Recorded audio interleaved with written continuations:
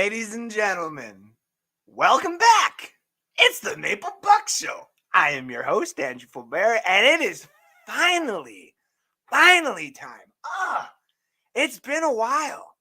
It has been a while, hasn't it, ladies and gentlemen? Welcome in.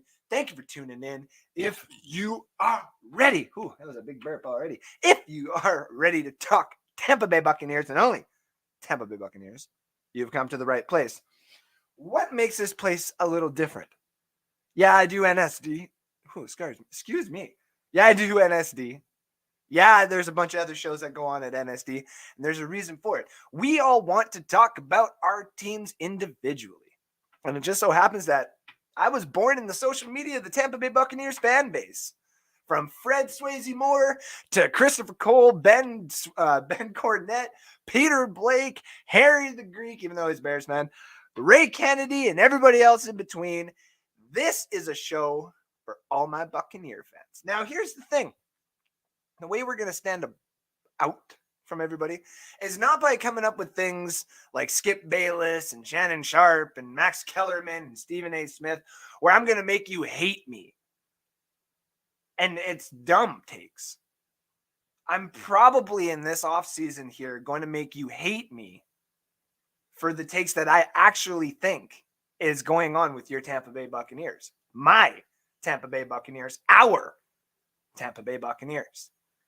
Now, before we get started, I just want everybody to know this is a sponsored show. I should have actually got the banner for it, but we are sponsored by Zagnef Apparel. Check out Zagnef Apparel. They sponsor all the shows here at NSD, including this one, no matter how bad it gets. Now, use the code word FOOBS15. I will have the banner for it in a bit here when I can actually go through and edit all the stuff. And I will also make sure that you guys can click on it. Go check out the merchandise, guys. Anthony Handy, Zagnef Apparel, has done a fantastic job with all the apparel that they got. From the shoes, the lady wear, the clothes, the rainwear. Man, Zagnef Apparel is where it's at. Also, ladies and gentlemen, this is not my shirt. I know some people are going to start asking and be like, Andrew, you made Tampa Bay Buccaneer shirts? Yeah, no. This is just a Tampa Bay Buccaneer shirt. If I could wear Zagnef Apparel all the time, I would. And when Kyle finally comes and gets his box, he will have Zagnef Apparel for you guys to check out. Now, on today's show, there's the one thing that this show is called. Is this a rebuild? Is this a retool? No, this is called a replan. And thank you to all the people. I see you out there. Kyle Yacey saying first. Oop, my mic went out for a second. Sean Spencer says, what's up, Andrew? Second. Fred Swayze Moore says, go Bucs. Christopher Cole says, hey, Andrew. I can never hate you, bro. Ben Cornett, thank you for tuning in. Scott says, damn you, Kyle. Where there will be Zagnef prizes. Ooh. See, Scott's talking the real questions here. All right, let's get into it. Rebuild, retool. No, ladies and gentlemen, this is a replan. So let's get right into it.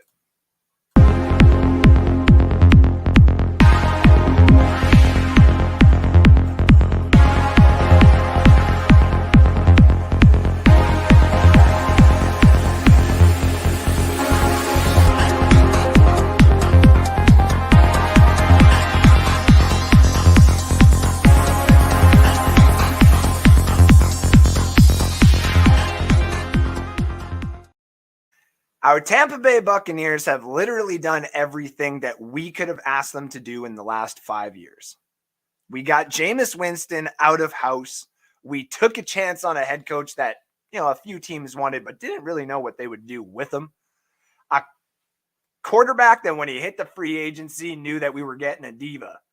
And at the end of the day, it all mixed into this beautiful destruction that became the Stanley Cup, that became the Super Bowl winning champions.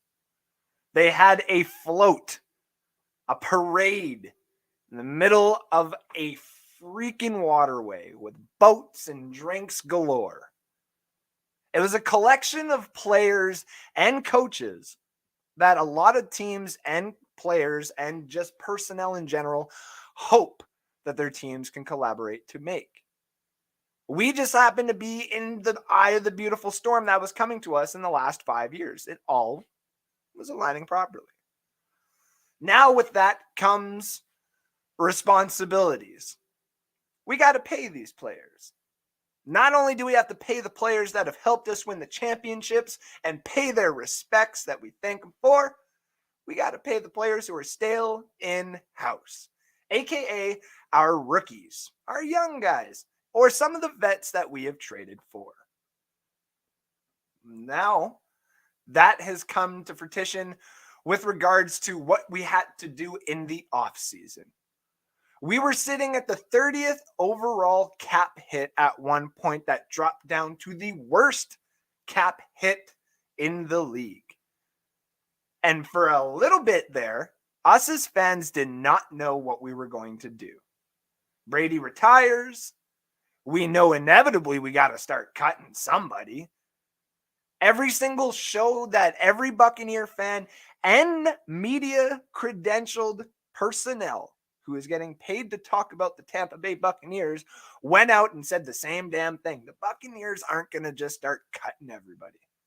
We would start trading players before we would start cutting players. And I agreed. I 1,000% agreed. But at the end of the day, we all saw what was looming in the dark corner. That shadow of the Lombardi. And with that shadow of the Lombardi still glooming in your locker rooms comes the responsibility of paying the players that brought it there.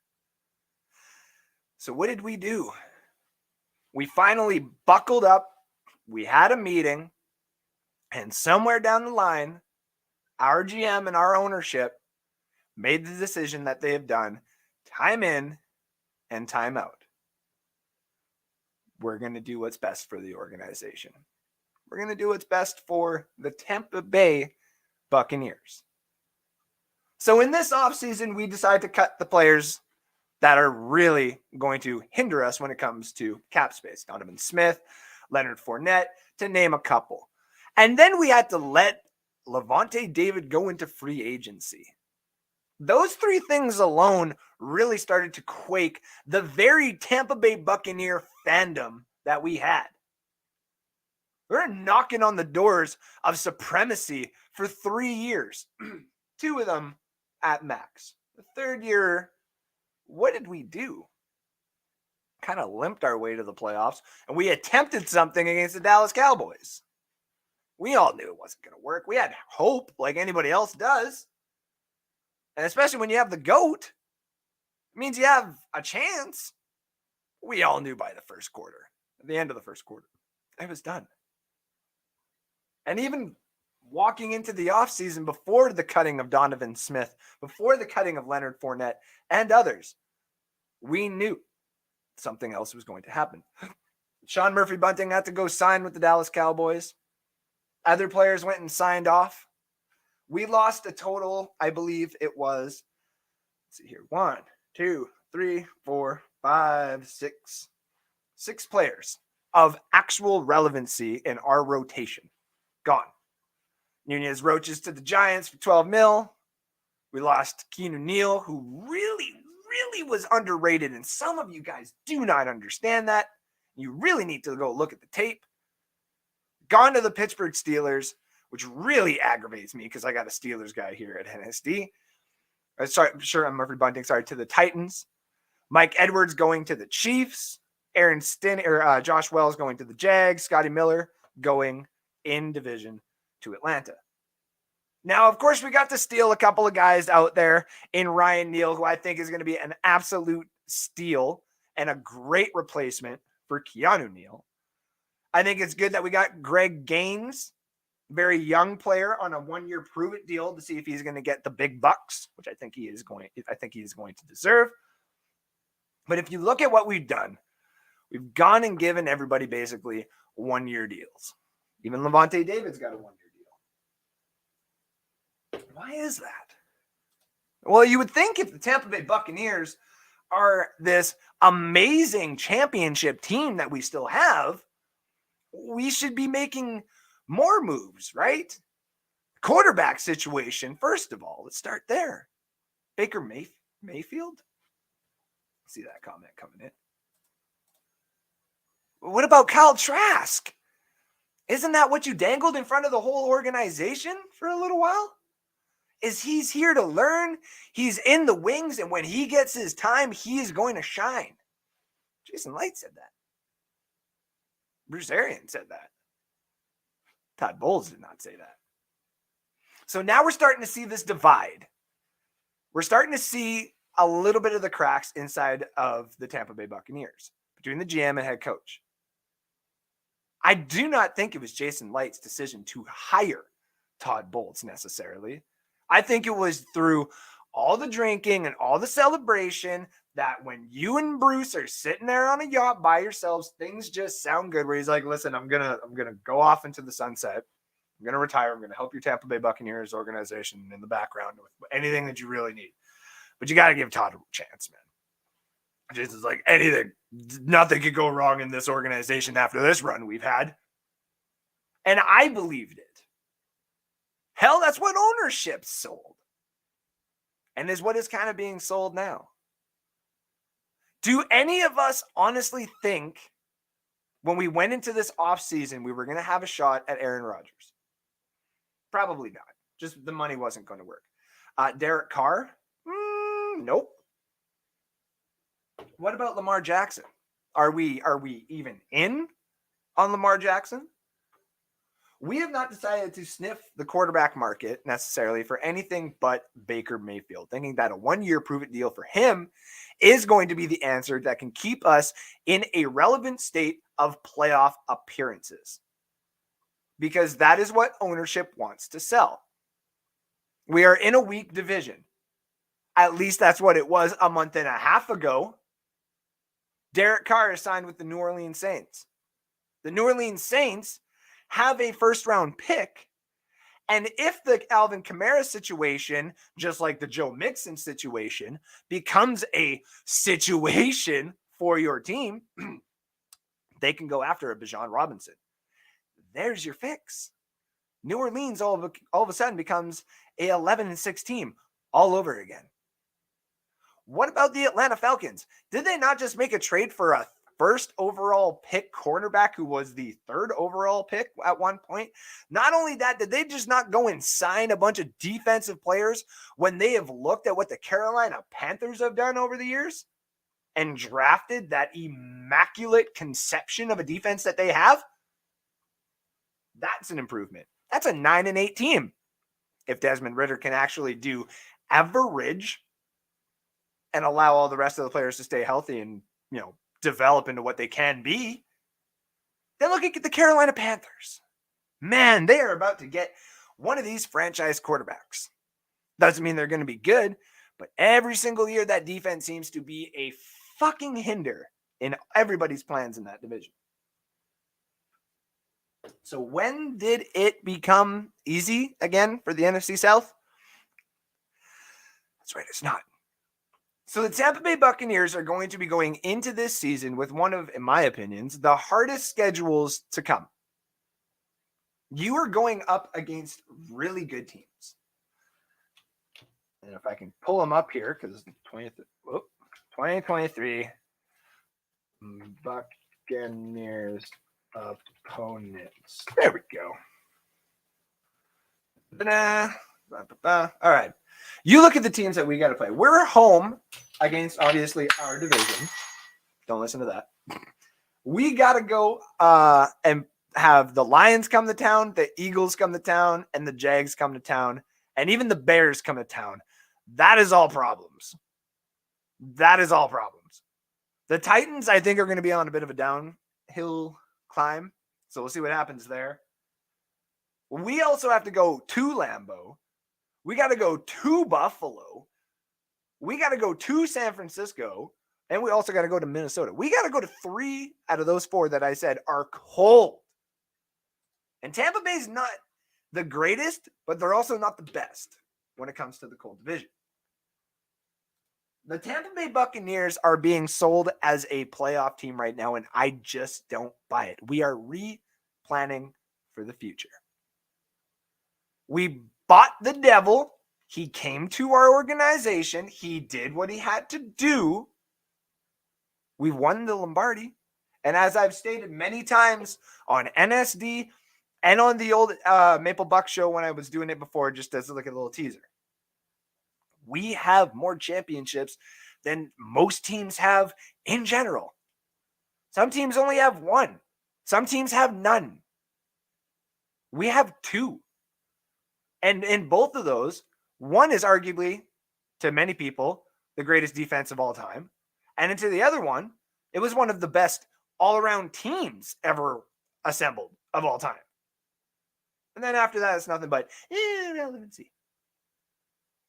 So are we really to sit here and believe that a Todd Bowles-led team with a coaching staff of Dave Canales, our new offensive coordinator, who, believe me, I want to have faith in, but the fact that this man has not called any offensive plays since junior varsity makes it difficult.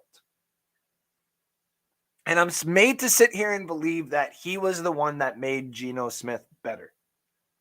I'm pretty sure that when Russell Wilson left Seattle, where Pete Carroll and Schneider currently reside over that team, Russell Wilson really hindered the Denver Broncos this season, to the point where the Seattle Seahawks have the 5th overall pick. They're about to either get an offensive lineman or a defensive prospect or maybe even a quarterback that is going to save their franchise forever, or at least for the next 20 years to come, 15 years to come.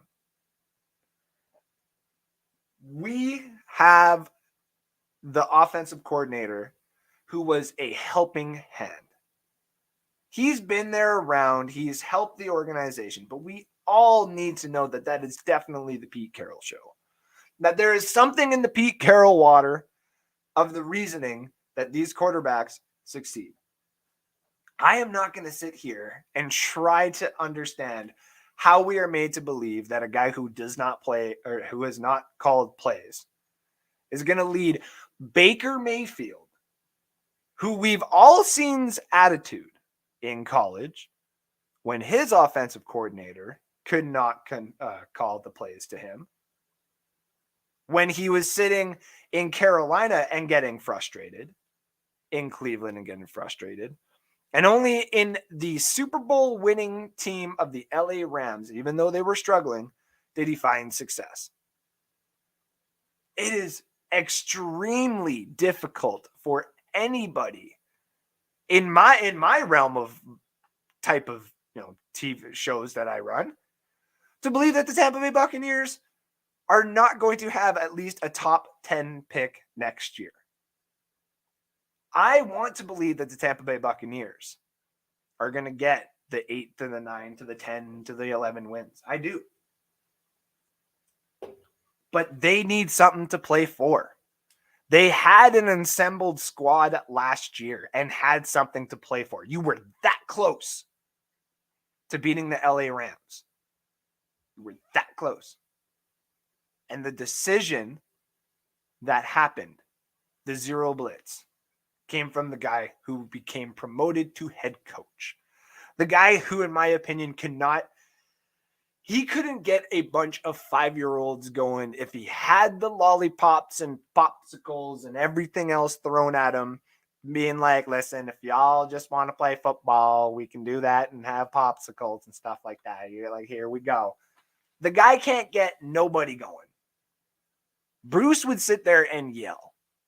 Bruce was the type of attitude that you need because he cared about you. He let you know about that, but everybody is getting yelled at on the sideline. Brady got yelled at on the sideline.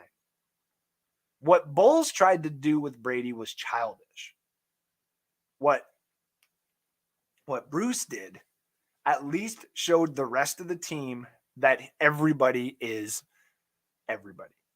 That everybody is one on this team. That nobody is below the quarterback. That everybody is equal. So I don't look at this as a rebuild. I don't look at this as a retool. I look at this as a replan. We are not trading our next year's first overall pick or next year's first round pick because the value of that pick, if we do not succeed in our mission to get to the playoffs and to Lombardi next year, the fact that there is at least 5 players in next year's draft that I can think of who are all going to be absolutely incredible just shows the value of that pick. The Buccaneers are not a bad team. They're just not motivated the way that they should be. There was a time where Tom Brady was taking guys into a park in the middle of COVID to get what he needed done. Baker Mayfield ain't going to do that. Kyle Trask ain't going to do that. Todd Bowles definitely is not going to do that. And I'm not about to sit here and say that Mike Evans and Devin White and Chris Godwin and Vita Vea and all these guys who are technically making money are just sitting here for the ride. No. Mike Evans wanted a change after the whole, with the whole Jameis Winston situation after 5 years. He got to Brady, and Brady came. And Brady gave him 3 years of exceptional stats, and has kept that streak going alive for him. Now what? Is Baker going to do it for him?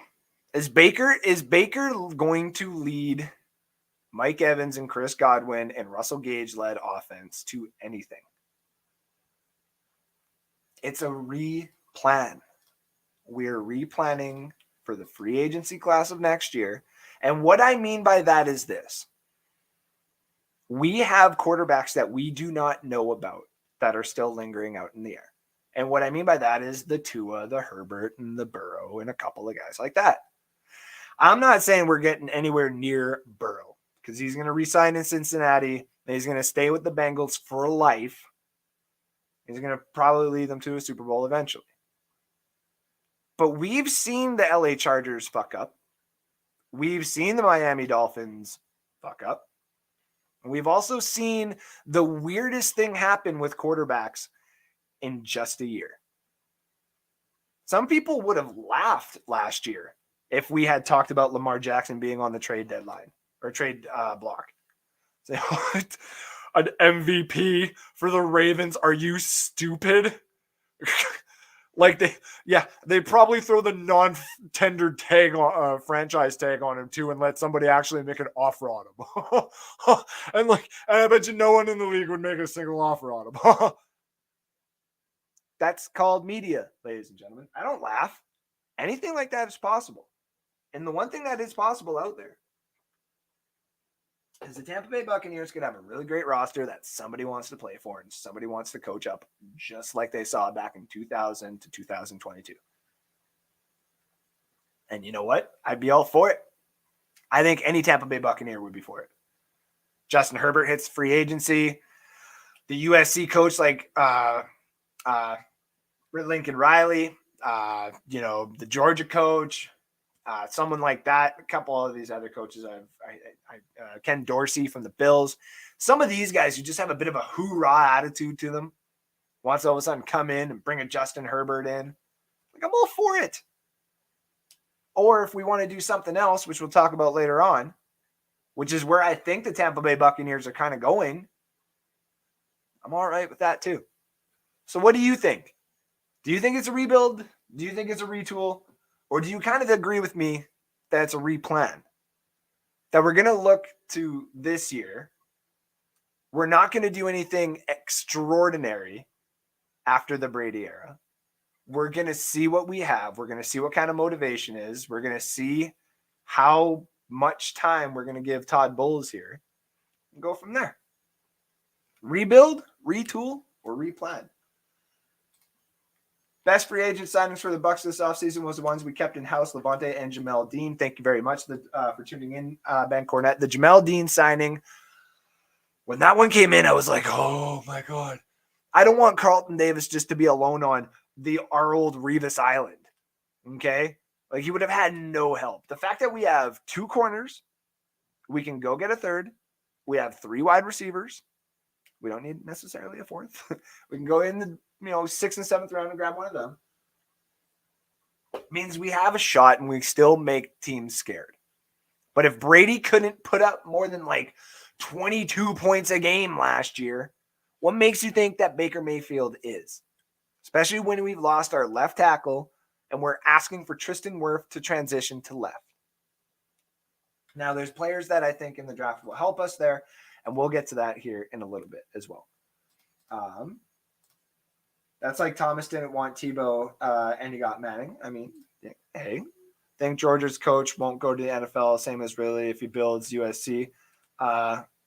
If he builds USC, that's just what they used to be. I agree. I've always used Lincoln Riley as my guy, which I'm not sure who this is, Facebook user. So tell me who you are in the comment section. It'd be good to know who you are. I'm going to say we're retooling the rebuilt plan. That's a good one. I want us to be good next year. I always do. I really do, because we've been a shit team and everybody knows it for a very long time. And it's just good to see the fact that the Tampa Bay Buccaneers has won a Super Bowl. We won it in COVID. And anybody who is watching, Peter Blake's shows, my shows, Rick's shows back in the day, everyone knows that we were all together for that Tampa Bay Buccaneer run. And we supported each other. It's Rob Ewing. Okay, thank you for tuning in, brother. It brought us all together. We all became friends. We all became this little family because a lot of us never met each other. And a lot of us couldn't go to these games. We relied on people in Tampa Bay to kind of tell us the stuff that was going on. They did a great job. They did a fantastic job. And to be honest, we all did a great job too, keeping us all mentally, out of what was going on and really enjoying the run that we had. Because I can tell you now, I have not cried like that when we won the Super Bowl in a long time. Like, yeah, I cried like a baby. I bawled. That was intense when we won the Super Bowl. So we're replanning. I still think we're going to be, competitive in these games, but I just don't think we have the parts to put it away. Our offensive line is Swiss cheese still. It's looking better. But it's just we're putting parts in, and then ownership is being like, see, we're a championship team again. No, you've done this way too many times. I got guys like Matt Colson who have been around for so long watching the Tampa Bay Buccaneers, and even he knows when he's being lied to. All right? All of us know when we're being lied to. And if you don't know what we're being at least a little bit misguided this year, I think you need to go and watch a little bit more football of maybe not of just the Tampa Bay Buccaneers. Go watch the Jets.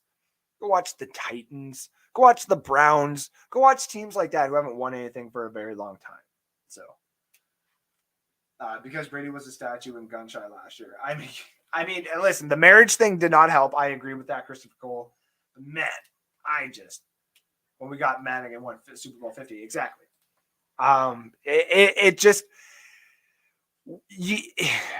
If your ownership, okay, you're a multi-billion-dollar team. Everybody gets to see my really chalky hands. There we go. If you're a multi-billion-dollar team, you got to be able to get over that. If it's Brady, he's that old, you replace him at that point. If he's hindering the team, put Gabbard in. Like, show Brady that he has to be the one. Because, I mean, he's trying to yell at everybody last year, and I was just like, I'm getting tired of it. So, dropping the anchor. That was the drop the anchor part of the section. Bout of questions. What is the identity of this team? This is just a quick little set of questions that I've kind of gathered, and I really just wanted to emphasize on this. What is the emphasis of this team? And I really do want to say this. I think it's literally, and I don't mean the pun, I think it's just getting over the storm. Is we had nice calm waters after Brady won us the championship, and it's been murky and it's been rough and stuff like that. Now we're just kind of heading into the storm of unknowing. We don't know what we are next year. We think so many different things, but it's like, go back to when Jameis Winston was here, Josh Freeman, before any championship run that we've had. We've lied to ourselves. Many teams do. We've seen crazy things happen, like with Case Keenum, Minnesota Vikings. I'm not saying that the chances aren't there, but the identity of this team is going to be weird. We may not get Mike Evans' 1,000-yard season. We may not have a great rushing season despite what Rachaad White did last year. We might not have a great offense. We just don't know. So take it with a grain of salt with what you see in the first couple of weeks. May get better. But I think if we hit week 7 and we're under 500, I think ownership's going to come in and do what they did to Dirk Cutter and be like, you're just going to start figuring out how to get us a top 5 pick. How long does Todd Bowles have? I think it's just this season. If the Buccaneers can make the playoffs this year, I do think the Buccaneers would keep Todd Bowles. But if they go under 6 wins, 7 wins, miss the playoffs, and say only one team in the NFC South, like the Saints, got 10 wins and won that thing, I think he's out. And the only reason that I think that he would be out is because of the opportunity that the Tampa Bay Buccaneers would get for a reset in the offseason. You have a lot of one-year deals that are going to be expiring. A lot more cap is going to be coming out of the way. You have a lot of young guys who are technically going to be able to replace a lot of different holes of vets. So that would be intriguing to somebody. The real question is who would you actually want to bring in at that point? Bulls didn't have the balls to sit Brady. No, and you know what? Who would? And I get that. I get that. But sometimes as an organization, you just have to do what you need to do. And at some point, you should have benched him. And I'll be the guy that says it. And you can all hold me accountable for it. He should have been benched. He really should have. Can the Bucs win the NFC South again? Anything can happen. Anything can happen. Kyle Trask can come in and all of a sudden take ownership of this team and we can go like 14-3. And then all of a sudden everyone would be like, oh my God. And I'll be like, yeah, Kyle Trask is daddy. But also at the same time too, everything could be a train wreck. So yes, we could win the NFC South again. If you were to ask me what the percentages are that we would win it, 4. 4%. I really do think Carolina has got a lot of chances to win the NFC South as a sleeper. But I think it's really the Saints or the Falcons that own it this year. Bench Brady. Tom Brady would have fired him and the Glazers would have approved it. I kind of agree with that too. But the thing is also like, I think the Glazers just, they always put the best, like they always allow the best roster to go out there, but they don't spend too much money and they don't do anything too crazy unless they're convinced that it can win a championship. And both times it's worked. So like, I don't know what it, like who's behind the Glazers in their ear being like, yes, trade picks and bring in Chucky. Do it. I need you to bring in Chucky and trade the picks to the Raiders. Like that one worked. Then all of a sudden it was just like, yeah, sign Brady. Let him come to the Tampa Bay Buccaneers. Let Bruce yell at him on the sidelines. Sell Brady jerseys. Make money. It'll be exceptional. Do it. Like we won it in the first year. So listen, anything's possible, but I do not think that they're going to win the NFC South. Is Baker really who the Bucs should have hired? No. If you would have listened to the NSD show last night and not paid attention to the fucking crazy dynasty dude that I decided to hire with Alex's help, we were actually talking about all of us loving Jacoby Brissett. Me and Chris were talking about how we would have liked Jacoby Brissett to be the person that came in for a year and been given a chance. Because you would have given me Jacoby Brissett, I would have been like, I'll give us 7 wins.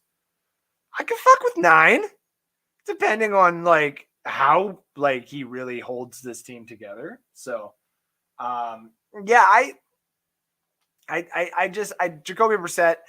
I'm not sold on Baker. Gardner Minshew, I would have been okay with as well, just because it would have been fun. I would have bought mustache stuff as well. Probably would have done something with this a little bit more. So yeah, I just, Baker, I'm not sold on because of his attitude.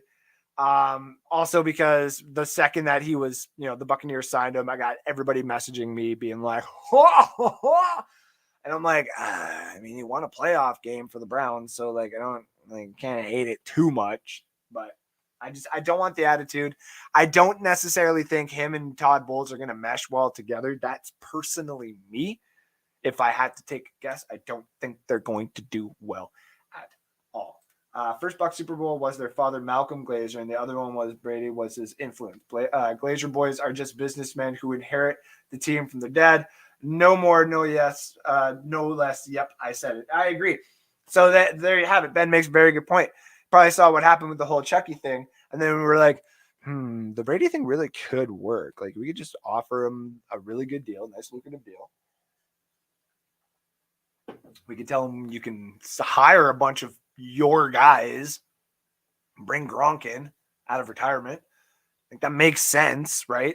Like, if you just, and that's what they did, is they really made it comfortable for Tom Brady to be a Tampa Bay Buccaneer, where it's just like, listen, I know it's going to be so weird for you to leave the Patriots.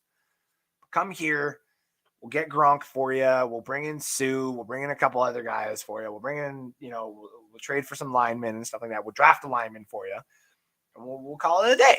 So, they really did everything, and, props to them for that. Ladies and gentlemen, when we get back from commercial, we'll look at the depth chart really quick, and then we'll kind of give you my the pre-draft crew is what I called it, and we'll also talk about my hot take, which has got to do with the quarterback situation next year. So we'll be right back right after a couple quick commercials from my sponsor and what we got going on here at NSD. We'll be back in 2 minutes.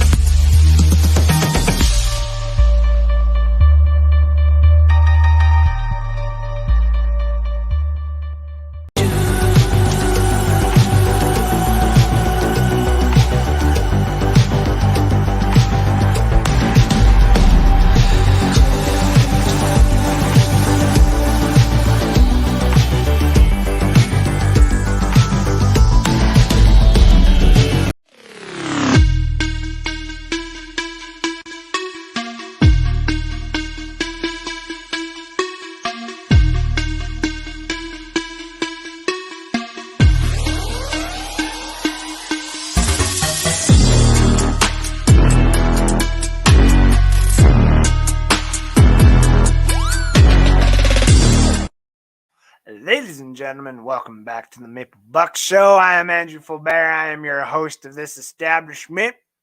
And we talk Tampa Bay Buccaneers here.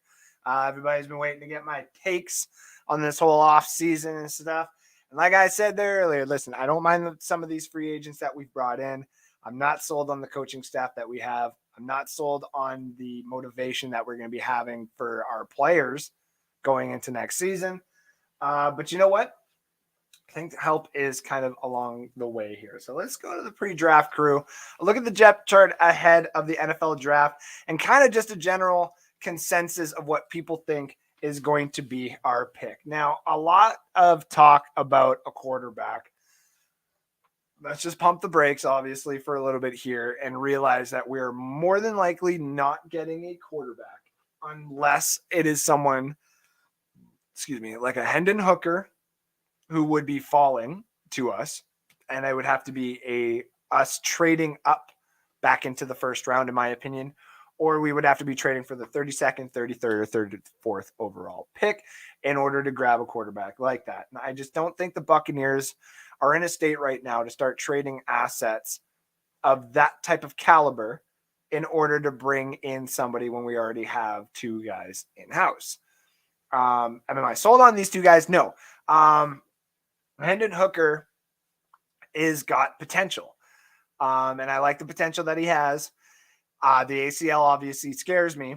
The guy from Tennessee that I do want, however, though, is Darnell Wright. And that's the tackle out of, obviously, Tennessee. This guy has been to the Tampa Bay Buccaneers organization on a few trips. He's been a top 30 visit. And he's starting to get more traction out of a lot of other teams, because I think what people are seeing is Peter Skoronski's, can play every position, but he's going to be better at a guard or a center position wherever you decide to put him there. Paris Johnson is probably going to be gone by a top 10 pick, so I don't think anybody's going to be enjoying. Now, that also being said, I do think that the other tackle that everybody's been talking about, like, Osai, or the other offensive lineman that everybody's been talking about, Osiris Torrance, is a possibility if the Buccaneers just want to keep a guy in-house from Florida around the guard position. But after letting Donovan Smith go, and even this whole offseason talk of Tristan Wirfs going to left tackle, just assumes to me that the number one thing the Buccaneers are looking for is obviously a replacement tackle. Darnell Wright seems to be the guy.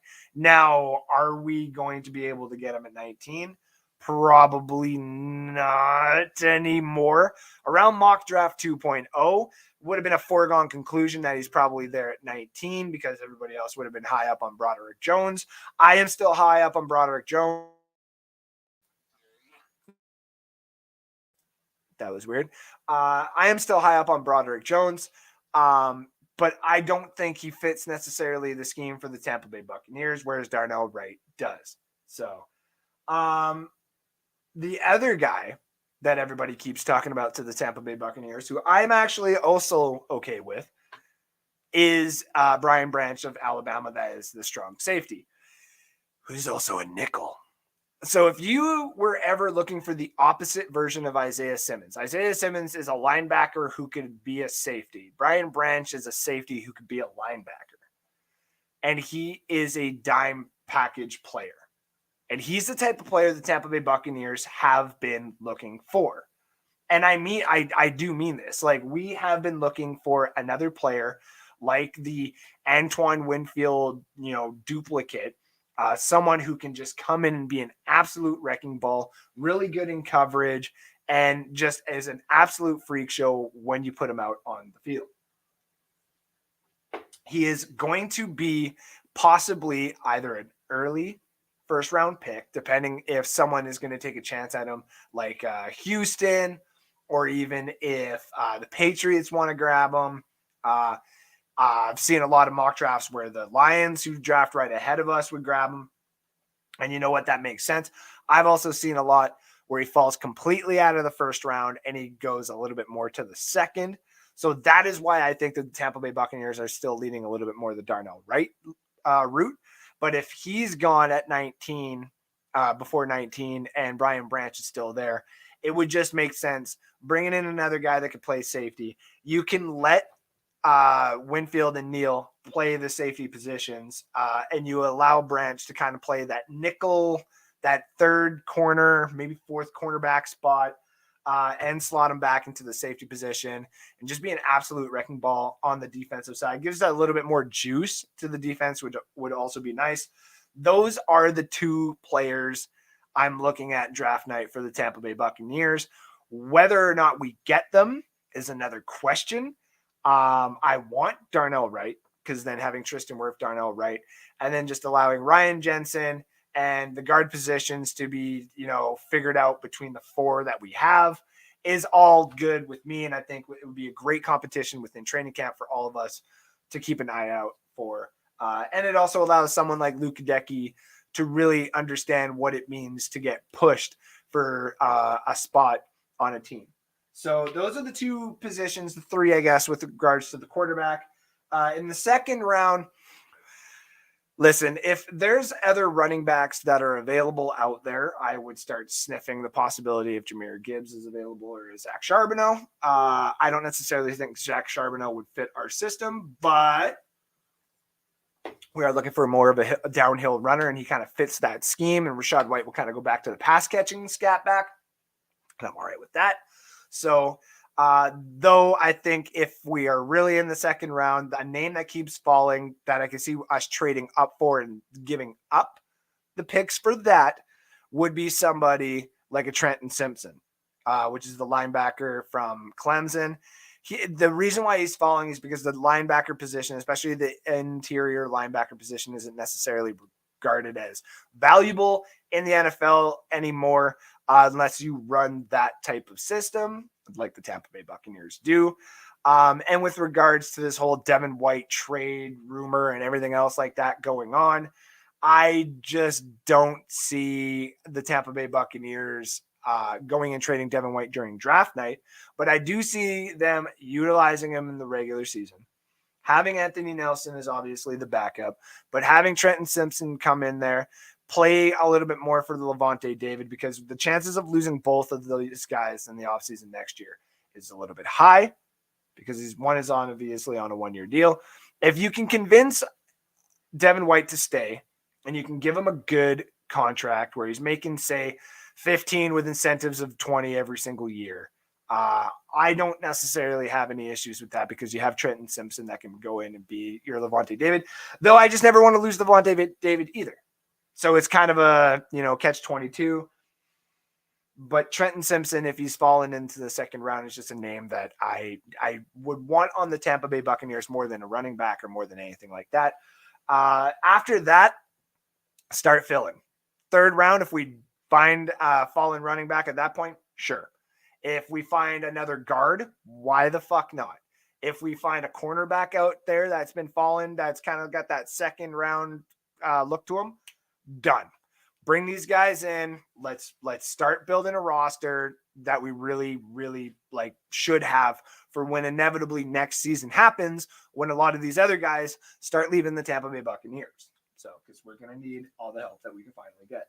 Sidney Brown in the second or third round. Ooh, I like that. There's another guy, another safety I saw. I'd have to find his name. Don't have, obviously, all the names right here to go off of.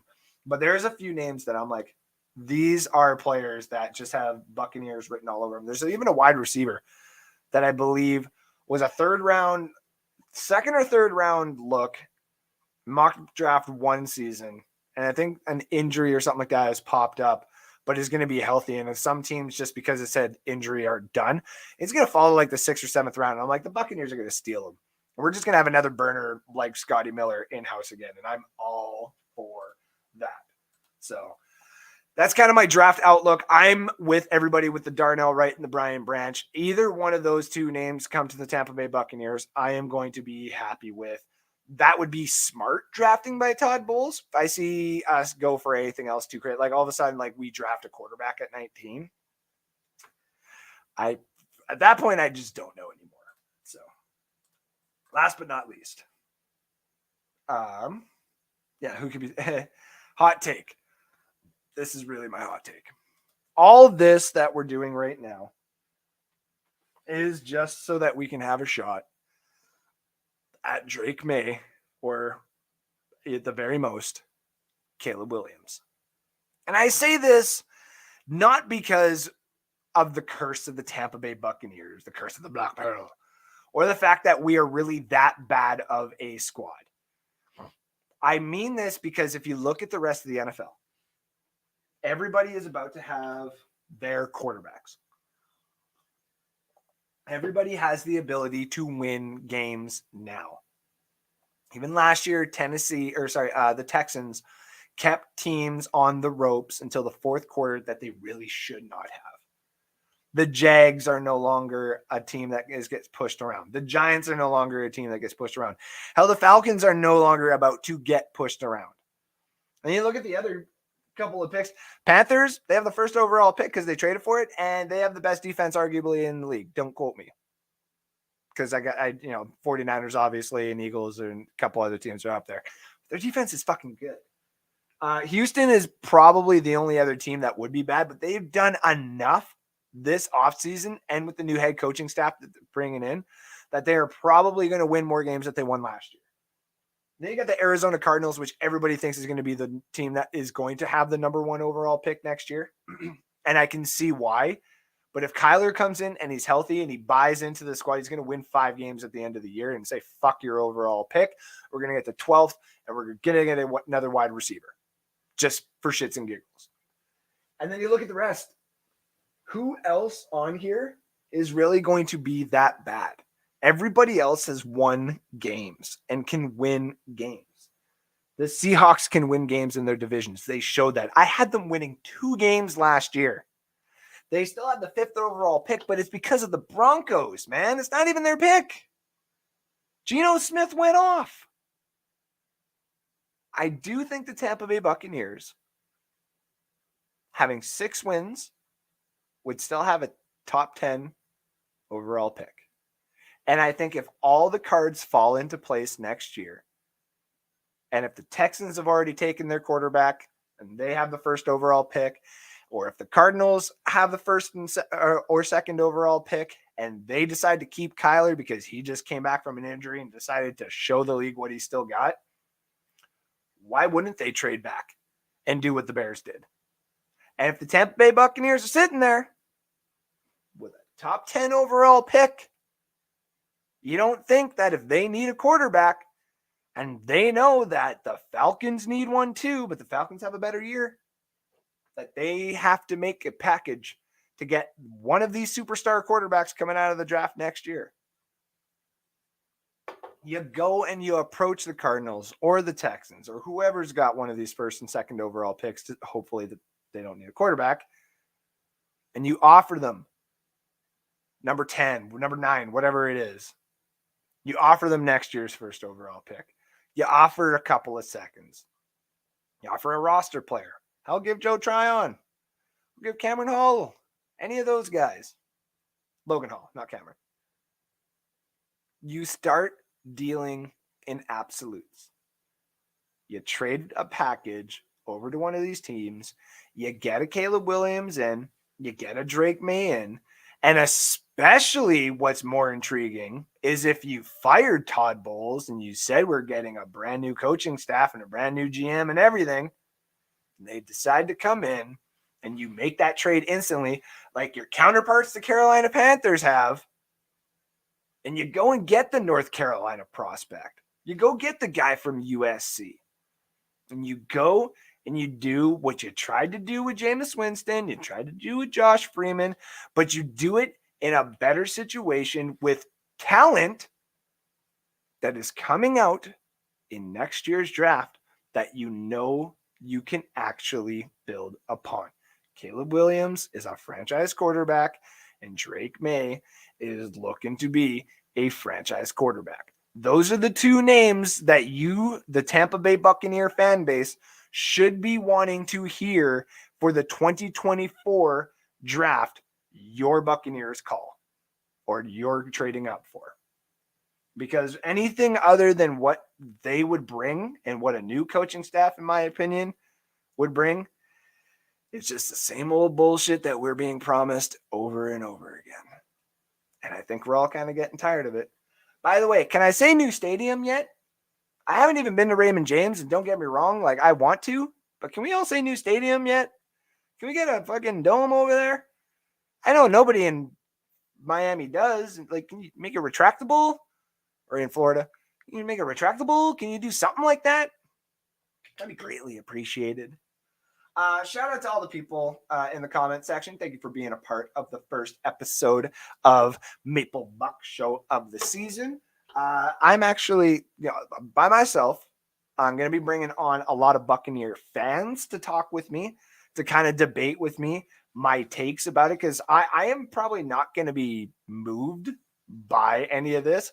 I know there's going to be a lot of people being like, man, I swear to God, if fucking look at Baker Mayfield in training camp, man. Oh, man, God, he threw like an 80-yarder and shit. And we're all just like, blah, blah, blah. Like, no, I'm not going to be sold into any of that stuff until I start seeing what they actually do in the regular season.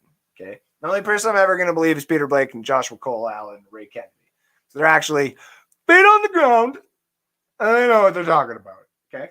So if Seattle doesn't get a roof, you don't need. Listen, Seattle doesn't need a roof. Come on. Seattle doesn't need a roof, do they? I don't think they do. By the way, ladies and gentlemen, this show is sponsored by Zagnif Apparel. Make sure to give them a like and a share and a follow on all social media platforms. Foobs15 is a code word for all apparel. Some apparel is not. Sorry. Zagnif Apparel. There you go. Rain 364 days a year. See, that's why you get stuff like this from Zagnif Apparel. You get rain jackets, man. What do you? I got you covered, man. We all good. You look good while you're at the Seahawks game. So, but no, I agree. Rain. I would take the rain. I'm a ginger though, so that's just me. Ladies and gentlemen, again, thank you for tuning in for the first episode of the year of the Maple Buc Show. This will be going on every so often. I will probably do the next one right after the draft. I think that'll probably be the next one. I have to remember exactly the way that it's all down. Smooth transition, yes, sir. But yeah, we'll definitely be here talking Tampa Bay Buccaneers. A little bit more of the news. I wanted to kind of just take everything that's happened in the offseason, commingle it into a nice hour-long show, kind of get the fan base back out there. Good to see some familiar faces out there, including Ben Cornett, Christopher Cole, Scott Taylor, Sean Spencer, Fred Sways, more. All you guys, all my Tampa Bay Buccaneer fans out there, it's good to see you. We will always, get through all this stuff together. Fred, as usual, will say is 20-0. And I'm totally okay with that because at one point I actually believed it. So, but again, thank you all for tuning in. Much love to everybody for being here tonight. We will see you soon. From the Maple Buc Show and myself, we will see you later. Bye-bye.